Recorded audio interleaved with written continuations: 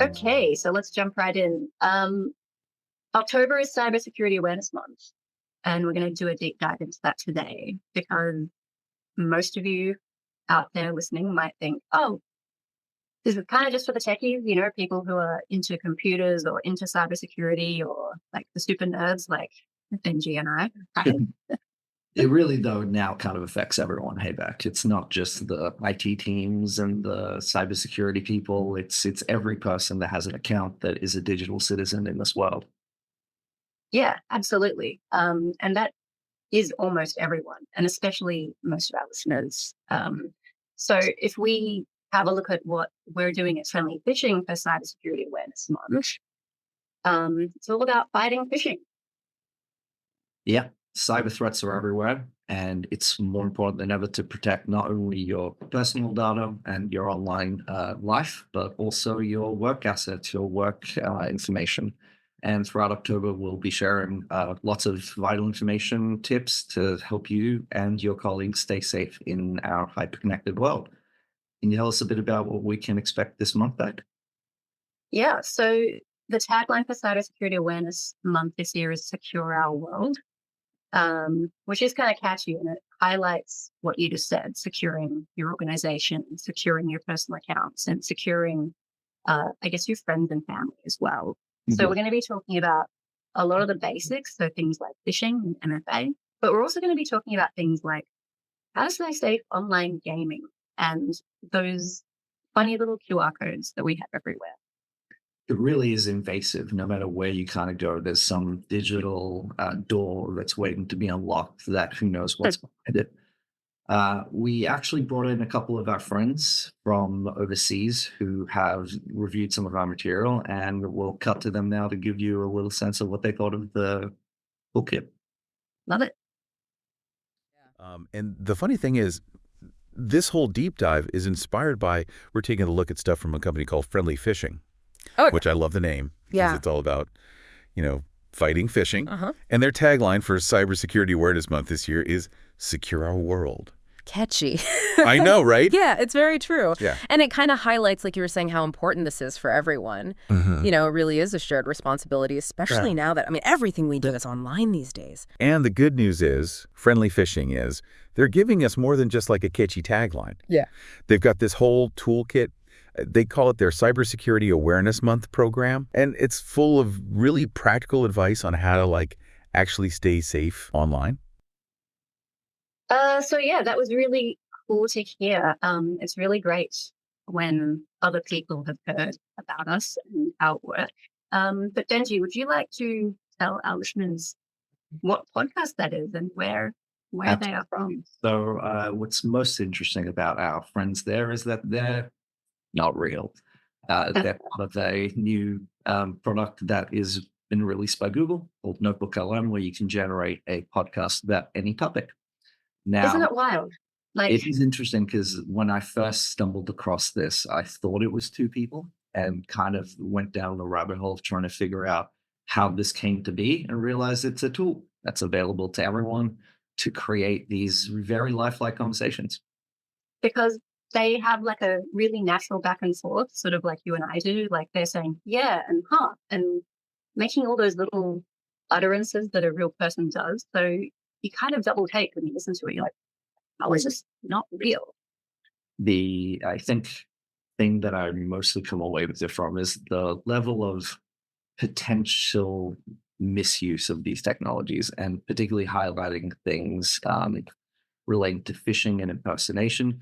These are kind of the next iterations of what we often talk about in not only our toolkits, but in all our training around the scams kind of evolving to another level and trying to find the new things that identify these things as scams on the surface. Yeah, because, in all of our phishing training, scan for scam and all that kind of stuff, and some of our new ones around AI, you see people in the news talking about how AI is changing everything, and it is. But when we're looking at impersonation scams through phishing, business email compromise, phishing, that kind of thing, and then seeing this tool so flawlessly imitate humans. These ones might not have been someone you recognize, but I mean, how long did it take to generate that? It's a couple of clicks of a button and you upload a source. So the material that we provided them was actually our Cybersecurity Awareness Month toolkit from Friendly Phishing, which will be linked obviously with the rest of this podcast. But some of the insights that they garnered were also quite interesting. I think it really speaks to the level of access that anyone has to generate this type of material now. And really, like Becky, like you and I can talk about, Beck, it comes down to people's intent of how they use technologies. Will they use them as a research tool and a note-taking tool, or will they end up being used to deceive people or misinform people or scam people? And I think, the easiest ways for individuals to protect ourselves is to have multiple layers of defense, which is why we focus on things throughout the month, like multi-factor authentication, which, as you know, is it can sound technical, but it's extremely straightforward, actually. And if your password's your first line of defense, then multi-factor authentication is just simply adding things like a deadbolt or an alarm system to your house. Yeah, like no one relies on just their screen door to protect their house, So you do need those extra pieces to feel secure. So while adding MFA to your phone or to an account sounds like an inconvenience, I mean, what's more inconvenient? Having to do that extra step or having to recover every single piece of information and get your identity back? Or dealing with the fallout of whatever scam that you may have fallen victim to or got into your account. I think one of the things that is not as considered by most people is that I don't have anything worth hacking. Like, even if they get into my accounts, I don't have anything worth protecting. And yeah, I got no money in my accounts. Please take it. You'll be so embarrassed. you go into my Instagram or my Messenger, okay, whatever. But what really happens there is the scam uses your identity, the most trusted asset that you have as a human being. Your trusted identity can then be leveraged against those you care about. And I think that line of protection is not just about securing your accounts, but securing your asset of your identity from being misused against others. And the more that we can secure ourselves, it assures others that our identity won't be misused. And it gives everyone that kind of level of assurance and makes it harder for people with nefarious intent to make their ways in. That's such a good point. And I think it's something that is missed a lot in the rhetoric around you must use MFA, because yes, you might not care about your own digital assets. You might not care about your real estate, but do you care about your friends and family? Do you care that you could be impersonated? I mean, our biometrics, our identity, our personality, those are the only things that we cannot ever change. And if that gets compromised, what do? You can't change your face or your voice or your fingerprints. And I think it all gets tied up into that. I mean, we might think of biometrics as, the thumbprint to open your phone or your face to open your laptop, but your actual digital identity is also tied up in that. Absolutely. And I think there is a large degree as well of you don't have to necessarily go full force. I'm being targeted by the NSA. I have biometrics and an authenticator app and an SMS code and a hardware key. But I do think it's about setting the right parameters for you, that it's not overburdening, but is absolutely a layer of security. As you said, you wouldn't leave your door completely unlocked all day and night, just there or otherwise. And I think by having these additional peace of mind layers, it not only makes it harder for others to be abused, but it just kind of secures you and your trusted asset. Yeah. And the inconvenience, whenever a new piece of tech comes out, there's a couple of things that happen. There's early adopters that will rush to it and go, this is so awesome, I'm going to do it immediately because it's fun. I'm one of those people. And then there's the people that wait 10 years and they're fully left behind. But then there's those people in the middle that do it once they're told to do it. And I think most people need to be corralled into that kind of area and say, okay, it's an inconvenience, but soon it's going to be normal to me. It's something that you just add to your procedural, the way that you use your device, and it just becomes normal. I mean, we didn't always have smartphones. We had, you know, analog mobile phones with one line of text messaging, And now you know, it's that QR was code. that was an inconvenience. And then we had like massive screens. So there's always an evolution of devices, and this just has to be one of them. Mhm. And I think that layer of people want it now, that convenience aspect is part of the reason why QR code scanning became quite, particularly during Oh hell yeah, the yeah. pandemic days. It's become like quite a useful utility and for a lot of things. And those things can unfortunately be leveraged to be made malicious as well. I've Yeah. been so hyper paranoid that every time I sit down at a cafe, I scratch the QR code just to make sure that no one put a sticker over it or something of that nature, because you can easily co-opt those things. Oh yeah. I mean, you can go to Officeworks and go print off a bunch of stickers with QR codes on and slap them wherever you want. Yeah. No one's going to watch you do it. No one's going to stop you. Um, and you can send someone straight to your own website, siphon off funds. I think the parking meter thing that I heard about probably last year was the first time I'd heard of it, and I thought, wow, that's so clever, and also so nefarious.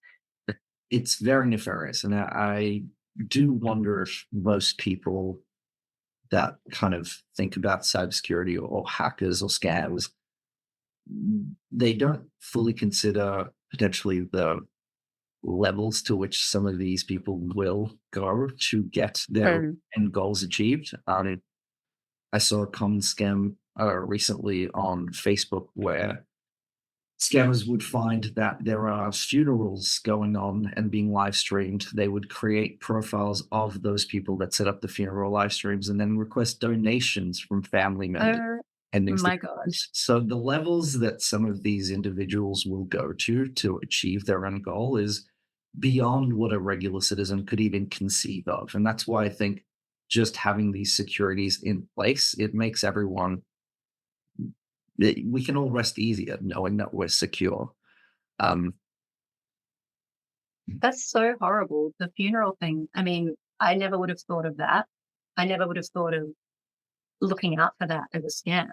Um, yeah, that's the next level of and I horrible. think that's kind of it, right? Being aware of these things, like that's the level people are going to, the ability to generate lifelike conversations like we did just before.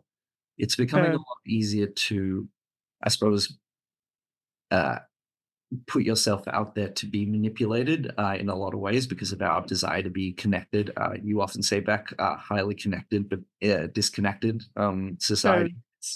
Well, It's yeah, I mean, I can be contacted through about 20 different apps. Mm. The people that tend to contact me through certain apps, I might not see in person for many, many months. So there's that hyper connectivity, and it's just so completely removed from your real life.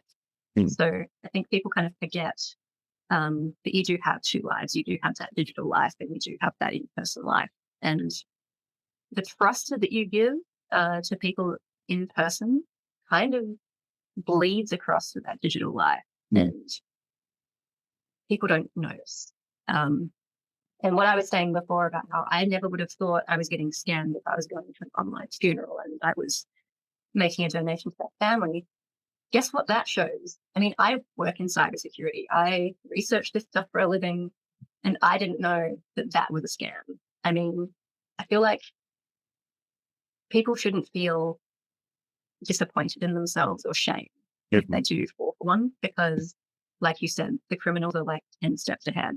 And if I could potentially get scammed, anyone could. Not that I'm saying I'm a huge expert, but when I live and breathe it and I still haven't heard of it, I mean, come on, what chance do people have unless they make those little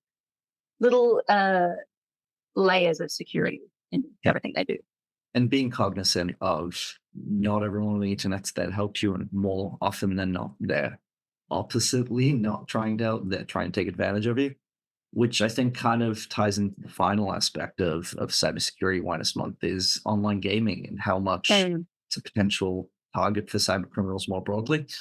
There's not only the personal information aspect of how much kind of these platforms and its publicly facing information to complete strangers that might be on another game, but also just how, whether it be us or our children or younger individuals in our families engage with others on those platforms. They're kind of almost outside of the general populace's, I guess, purview. We don't see it like we do these timelines or Twitter posts. It's relegated entirely to in-game chats and Discord servers and things of that nature. So being uh, safe practices in gaming, bringing back stranger danger, being aware that most people are there to probably take advantage of you is, I think, something that we can instill across generations as well. Hmm. Yeah, and there's a lot of adults still doing role play gaming. Kids are getting kids have always been into gaming. Let's be honest. But when you've got some younger people in a game with adults that might be shielding their identities or their ages, things like that. I mean, that's just one layer of something you've got to look out for. You've also got people, trying to sell things in gaming chats. I mean, every game can be modded. You can modify any game you want with hacks or, new equipment, things like that. I mean, that phishing risk of clicking that link is still there. It's not something people really think about when they're gaming. 100%. And malware as well. I know that, at least in my context, when I was growing up and the younger people in my family are getting into cracked games and things because games are quite expensive, so they'll try to buy type of thing, and that opens up a whole world of you're installing applications that have been modified by who knows what that are connected to my family's network. That I just feel like it's, again, not just about the individual, but those extended parameters that occur when someone gets compromised, their identity and their network and their just general technical uh, that the intrusion that is potential within that is something that I don't think I'm just going to. It's not. Yeah, it's not something people think of because, for example, if someone's using a gaming console and they're not using a computer, it is a mental break from the internet. Like, you don't sort of think of it as, oh, this is connected to my Wi-Fi network, and therefore something happening here could affect me over here.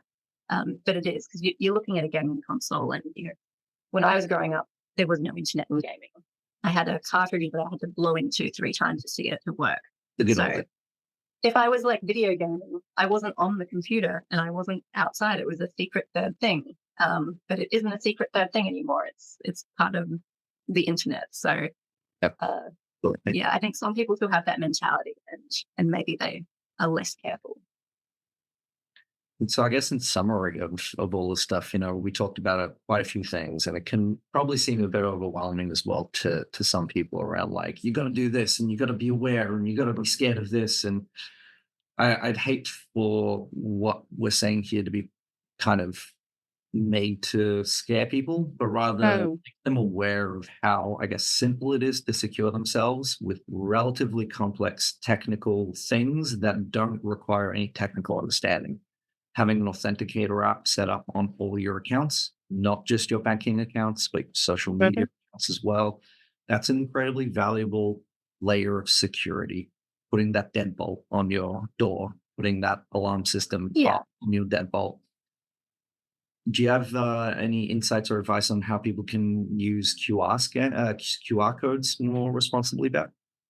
Yeah, look, it's a bit of a tough one. I think discernment is probably your first line of defense there. Like you said, checking the QR code, like giving it a bit of a scratch. If you're somewhere really social and it's a bit difficult to sort of sit there and go, oh, I better check this link, like a bar or a restaurant, I mean, the first thing you should do is ask the staff. I said, is this your QR code or is there another way to order?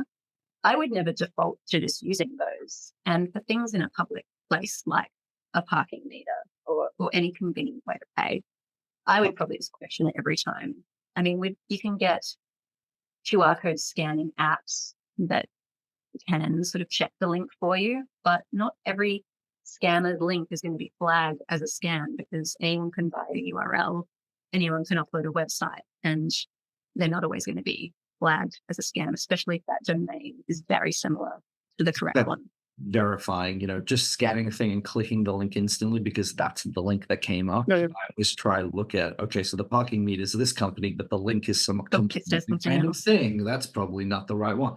So it's about kind of just paying attention. They are utilities, they are services that we're kind of so used to using now, but they can be so easily used by people with nefarious. Very well. And finally, the cockroach of the internet, phishing. What can we tell people about phishing, I suppose?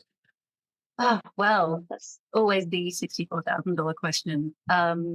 Look, all of our usual advice is still relevant, I think. I think the old scan for scam, like look at who is sending it to you, like look at that email address, look at the domain. What do they want to do? What is that action? And what is the content? Does it read correctly? I think all of that is still super relevant.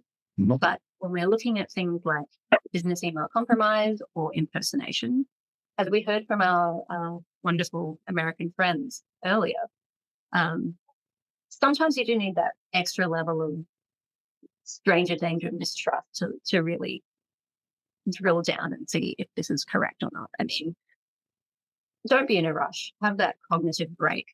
Take a step back from it. If you think it's a bit fishy, then maybe it is, and maybe you need to report it.